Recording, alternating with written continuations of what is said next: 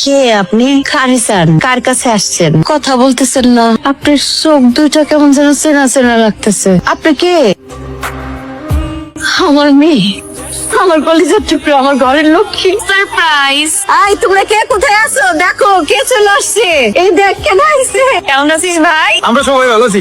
তাই এটা ধর।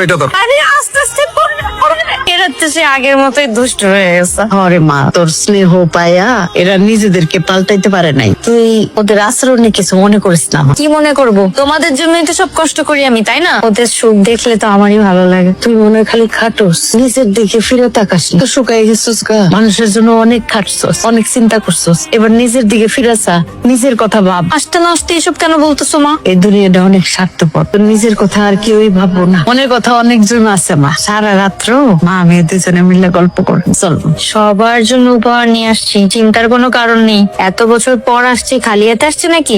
এক এক করে সবাইকে দিয়ে দিব। আপু আমাদের কিছু দরকার নেই, আপনি আসছেন তাতেই আমরা খুশি।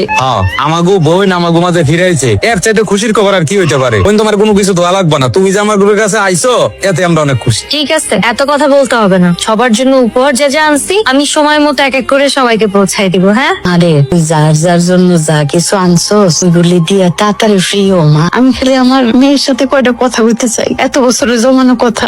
আরে আমার মেয়েটা কত বছর পরে আয়সা নিজের বাড়িতে খাইতে বসছে। আমি একটা লোকমা খাওয়াই দিই। একটা জিনিস বিদেশের মাটিতে অনেক মিস করছি মা। আপু কবে বিদেশ যাইবা? মানে কইতেছিলাম কয়দিনের ছুটিতে আসছো? কি বলো তুমি এগুলা? আপু তো আজকেই আসলো, আর এর মধ্যে যাওয়ার কথা বলতেছো। আজকে হোক আর 10 দিন পরে হোক, আপু তো যাবে, চিন্তা করার কি আছে? আমার মেয়েটা আসতে না আসতে ওর যাওয়ার কথা উঠলো কেন? আর তুই কেন বললি মাত্র 10 দিন থাকবে? মাত্র আসলো মেয়েটা, না গেলে কি দরজা ও সারা জীবনে আর গেল না, তাতে কি হলো? গেল না মানে? মা ঠিক কথা বলছে, আমি এবার একবারের জন্য চলে আসছি, আর যাবো না। বিদেশের মাটিতে আর মনটা টেকে না, মন সারাক্ষণই বাড়িতেই পড়ে থাকে। ওইখানে তো আপনজন বলতে কেউ নাই, রোগ ব্যাধি যাই হোক না কেন একারই সার্ভাইভ করা লাগে। চিন্তা করছি এবার দেশে আসছি, বিয়ে শাদী করবো, সংসার করবো, সারা জীবন দেশের মাটিতেই থেকে যাবো। একদম ঠিক কথা চিন্তা করছিস মা, আর যাওয়ার দরকার নেই। মা আমরাও চাই আপু থাকুক, কিন্তু আপু যদি গ্রামে থাকে তাহলে একটা না একটা কিছু করতে হবে। কিন্তু আপু কি করবে বলেন? আপু কি বা করতে পারে? আল্লাহ আমার যা দিছে এত কিছু থাকতে আমার আবার নতুন করে কি করতে হবে? যা সেই দিয়ে তো সুন্দরভাবে চলতে পারবো। আমার মেয়ে এতটা বছর বিদেশ করে আসছে, মাথার ঘাম পায়ে ফেলা পরিশ্রম করছে, নিজের জানের কষ্ট দিয়া সবার জন্য ইনকাম করে পাঠাইছে। আমার মেয়ের এই দেশে এসেও পরিশ্রম করতে হইব কেন? আমার মেয়ের একলাই টাকা? আমার মেয়েকে এতদিন তোমাদেরকে খাওয়াই নাই, পড়াই নাই? আম্মা আপনার কথা রাগ করেন না, আপা বাড়িতে থেকে কি করবে সেটা আগে জিজ্ঞেস করেন। সে বাড়িতে এসে কি করবে? তুমি বাড়িতে বসে কি করো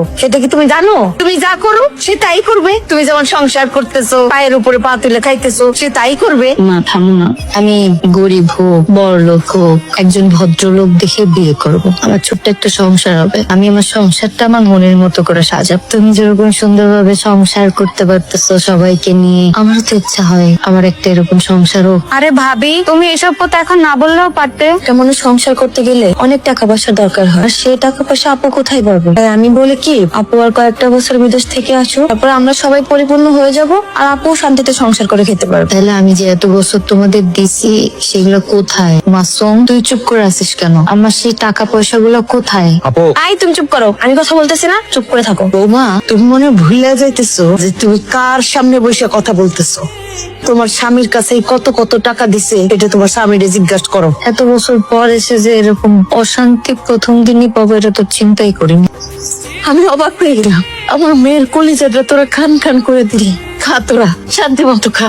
মা মা তুমি কি কিছু বুঝতে পারছ? কি বললো ওরা এগুলো? তুই কয়টা দিন একটু শান্তিতে শ্বাস নে, আমি সবকিছু তো ঠিক করতেছে, আর আমি সবকিছু বুঝে ফেলছি মা। ভাই বোনের যে চেহারা আমি দেখলাম আমার তো এখনো নিজের বিশ্বাসই হচ্ছে না। হাই রে প্রবাসী জীবন, প্রবাসী জীবন এত কষ্টের, এত কষ্টের। 8 বছর প্রবাস জীবন করে আইসা আমার মেয়েটা সংসার করতে চাইলো, সেই সংসার হইতে দিবে না তারা, তাদের খাবারে টান ধরবে। আমি শক্ত মনে হচ্ছে, চিন্তা করিস না, চিন্তা করিস না।